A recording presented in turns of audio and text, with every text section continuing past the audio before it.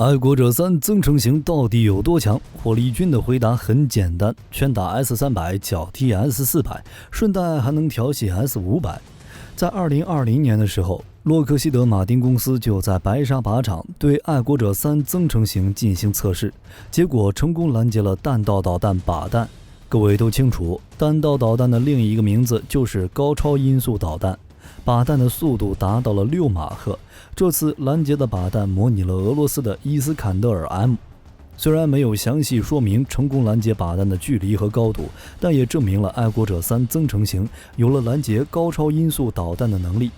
火力军也不知道美国是怎么获取的数据。问题是，如果靶弹可以充分模拟出伊斯坎德尔 M 的高超音速和末端机动的特性，并被爱国者击落，只能说爱国者3增程型牛批。那么爱国者3增程型强在哪儿？台湾采购的增程型抵达之后又能带来哪些优势？爱国者可以说是美国外售最多的防空系统了，好评不断，回购也不少，台湾就是其中一个。之前买完爱国者3之后，台湾就把剩下的钱换成了爱国者3增程型，预计到2025年到2026年部署完毕。而且我们能买它，自然是认可它的性能。爱国者是美国雷神公司设计的中程地对空导弹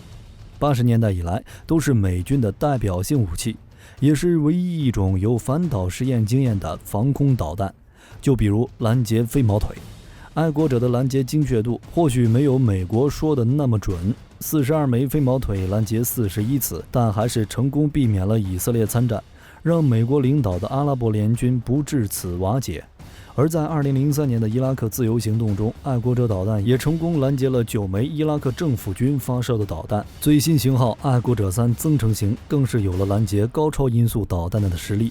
增程型与爱国者3最大的区别就是发动机，其采用了双脉冲发动机。名称虽然听起来十分的高大上，但本质上还是一种固态火箭式发动机，其实际原理跟传统的固态燃料火箭发动机没啥区别。不同之处在于，在同一个燃烧室内用阻隔层将燃烧剂独立分割，每个分割开的燃料剂都有独立的点火系统，由火箭建在计算机控制特定段的燃烧剂点火时间，可以达到对动力进行管理的能力。其推力可调，能实现变轨，飞行弹道可变可调，能加速能减速。如此一来，就可以让导弹以最优弹道飞行。在同等情况下，使用双脉冲发动机的导弹，末端速度可以提高 20%， 射程大约可以提高 20%到 30%， 所以爱国者3增程型号的射程更远更高。爱国3的最大拦截高度20公里，增程型的爱国者3并没有具体的数据，只有增加了 50% 的射程。我们只要简单的推算就知道，增程型对飞机的射程超过100公里。根据俄罗斯的估计，其最大射程可能增加到160公里，对弹道导弹的拦截高度也能达到50公里。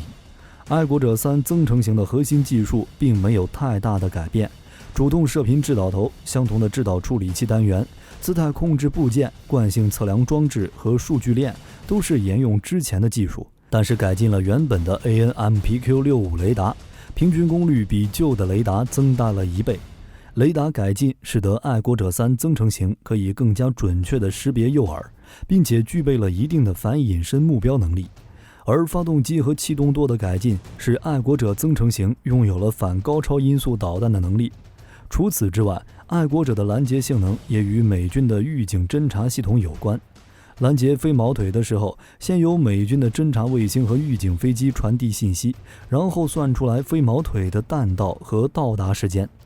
有了数据和时间就好说了，直接通知爱国者做好准备，等到爱国者捕捉到目标后就直接出发。初段飞行时，爱国者按照预定的程序飞行，中段按照雷达的指示前进，末段的时候根据飞毛腿导弹反射的雷达波去主动寻找，并且把数据传递给地面，然后地面制导雷达再发布指令控制导弹飞行，最后击中目标。美军先进的预警系统加爱国者自身的雷达，火力军估计爱国者增程型看谁都是弟弟，什么隐身导弹、高超音速导弹都是一下的事儿。总的来说，爱国者3增程型比现役的爱国者3性能更先进，射程更远，并且增强了命中击毁的能力。既然改进了那么多，体型自然也会改变。爱国者3增程型的体积尺寸比现役爱国者3导弹更大，一辆爱国者3导弹发射车可装载4组4连装，合计16枚导弹，而爱国者3增程型使用的则是12连装发射装置，一辆发射车只能搭载12枚导弹，数量上确实是少了一点，但性能高就行了，一枚导弹干之前2枚的活。那么爱国者3增程型号既然那么强，在世界上处于什么地位？与俄罗斯的 S-500相比，谁更强？性能就不用火力军解释了吧？在世界上的防空系统中属于第一梯队，在导弹的技术方面要比 S-500更强。S-500算是俄罗斯最新的防空系统了，按照普京的说法，在世界上找不到对手。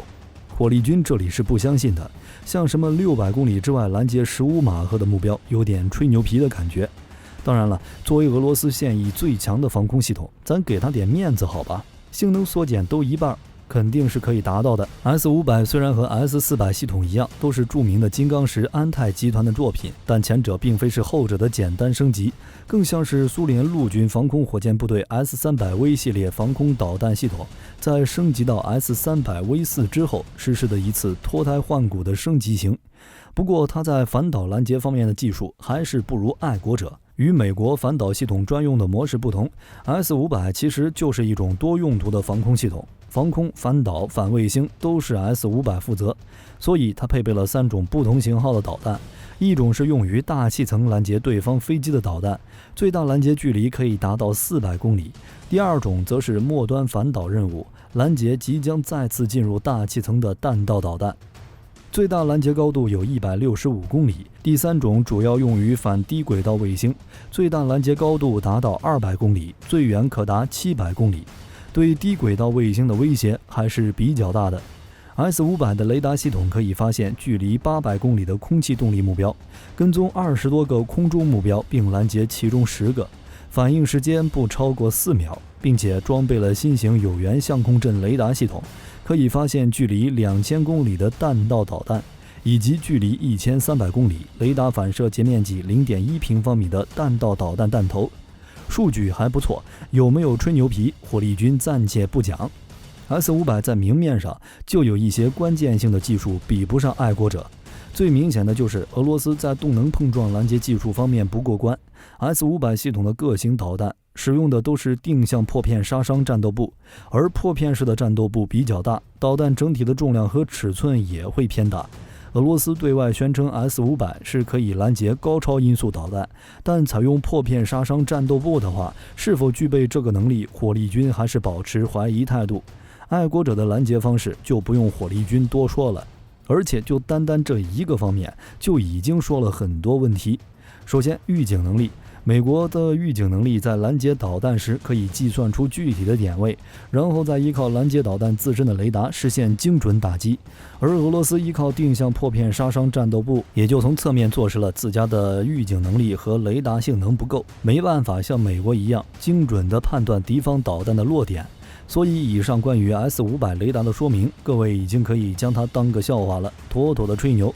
如果各位说要比 S-500 和爱国者的射程，火力军只能说比不了，二者就不是一个东西，只能比一下拦截的技术。美国的反导系统是一个体系，是分层次的，不同高度的拦截任务交给不同的反导系统，不像 S-500 啥都干。美军目前针对高层中段的洲际弹道导弹，有陆基中段防御系统可以实施拦截；针对中远程弹道导弹，美国也有着宙斯盾反导系统进行防御。然后针对中近程弹道导弹的打击，美国还有着爱国者系统可以发挥作用，萨德则是填补了爱国者和标准3导弹之间的拦截空白。S-500相比其他的，就要跟萨德标准系列比了。萨德主要功能就是拦截来自高空袭击的目标，一般是敌方大规模弹道导弹的袭击，通过命中摧毁的方式拦截处于末端阶段的弹道导弹。它的拦截器没有炸药，单纯的依靠动能摧毁来袭的导弹，将弹头在拦截之后落地爆炸的可能降到最低，而且核弹头在动能撞击的情况下也不会发生核爆炸，比俄罗斯的 S-500自损1000伤敌800好太多了。萨德的作战高度可以是40公里以上的高空，也可以是大气层150公里以下的高度，号称是全球唯一能在大气层内外拦截弹道导弹的陆基反导系统。这个高度正好是射程在3500公里以上远程和洲际导弹的末段，以及射程3500公里以下中近程导弹的中段。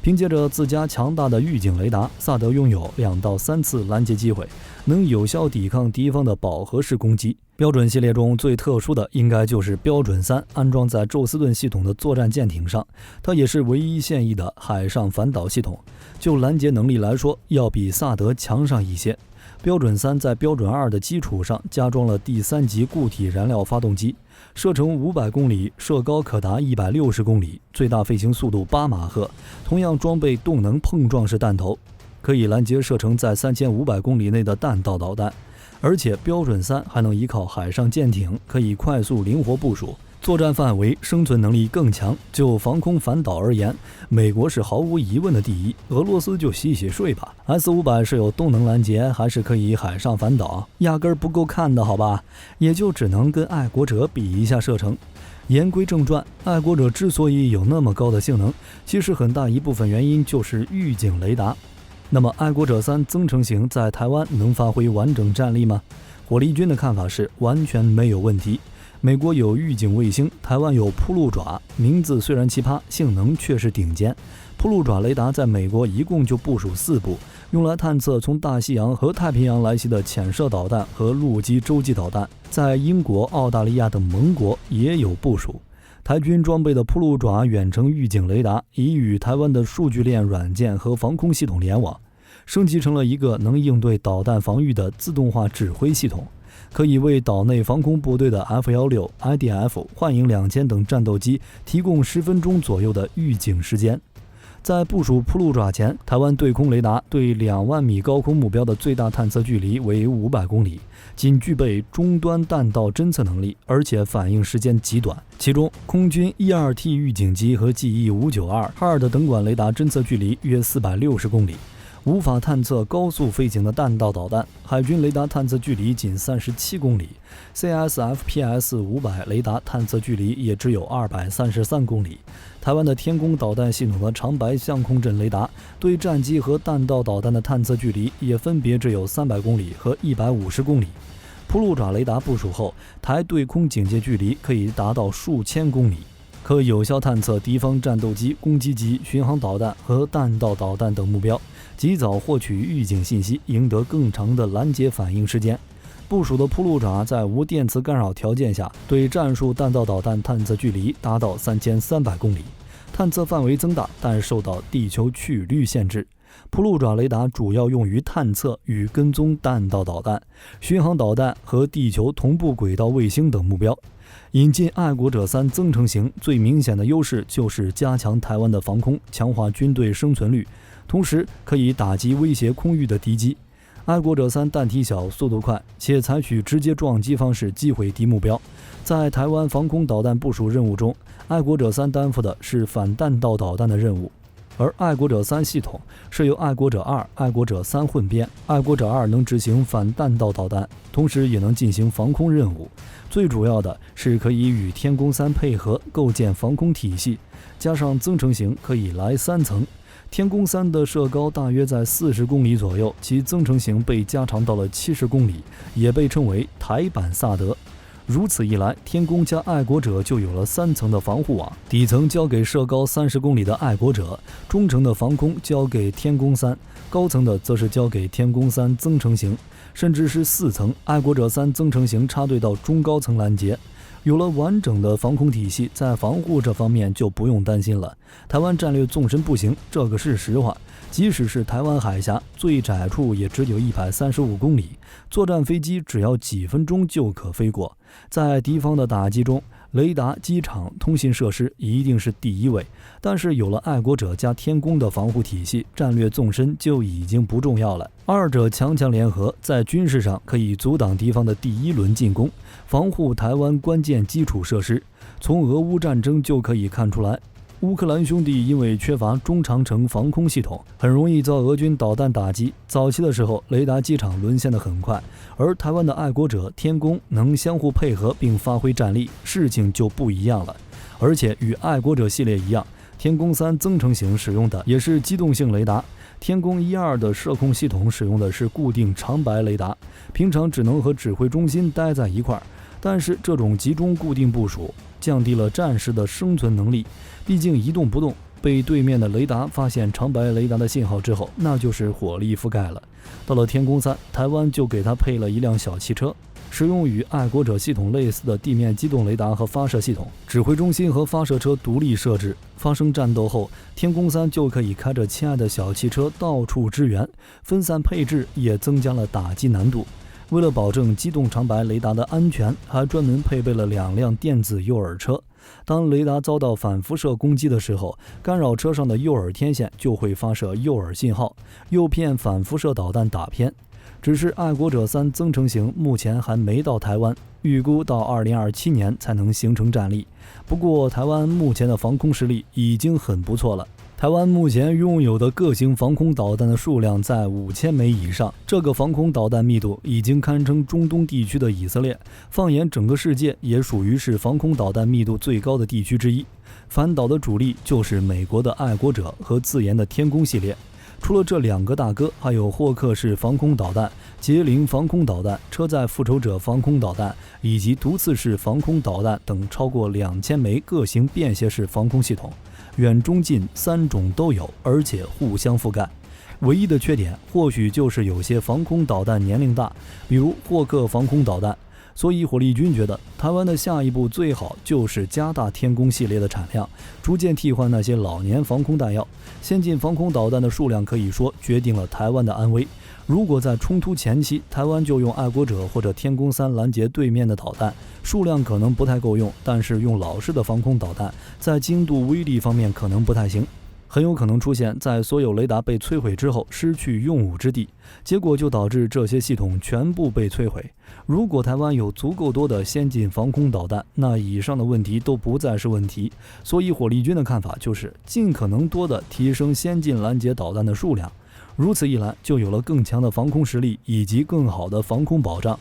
这期视频到这儿就结束了，各位觉得台湾的防空实力该如何提升？可以视频下方留下自己的看法。如果视频内容有不对的地方，也欢迎各位在视频下方指正。我是火力军，下期见。